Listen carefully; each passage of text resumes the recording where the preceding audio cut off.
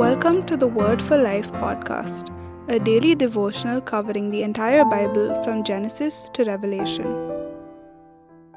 Numbers 22 carries the story of a king and a widely respected soothsayer who plot together to curse and then defeat God's people.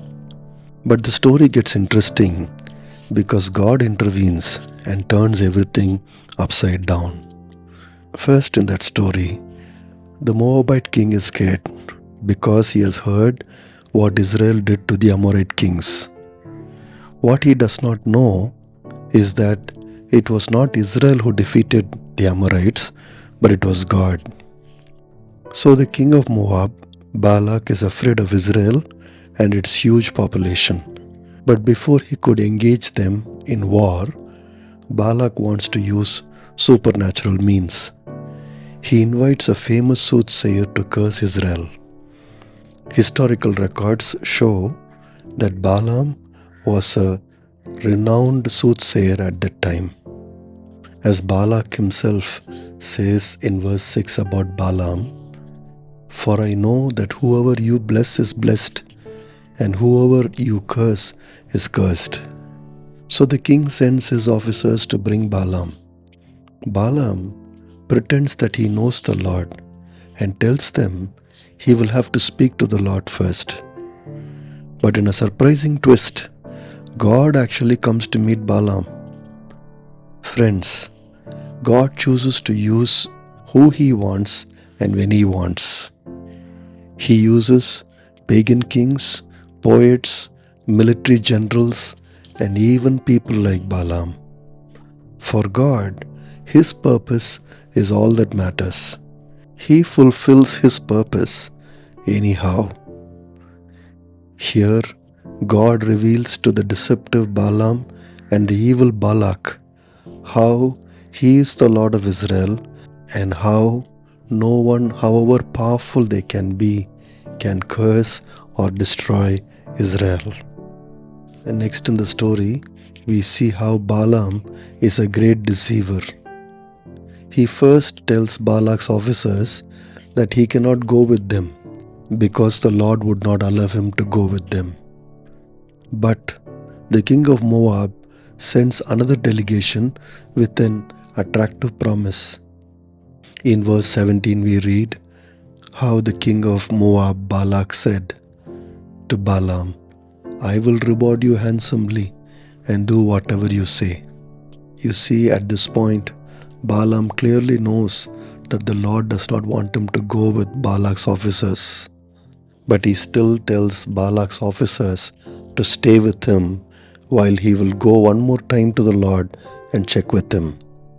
Probably because Balaam has already decided to go, the Lord tells him to go. But the Lord shows his anger when Balaam goes to the king. The Lord sends his angel to kill Balaam. But interestingly, Balaam's donkey saves him. The donkey is able to see the angel who has come to kill Balaam and moves away. Then the donkey even speaks to Balaam and tells him why she is not listening to him.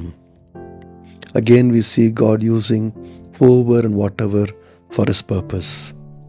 Everyone knows that donkeys cannot speak or recognize an angel, but this donkey does because God enabled it. Friends, believers know that God intervenes anytime He wants, and He even uses donkeys for His purpose because His purpose always stands. However, this does not mean He approves of all the people He uses.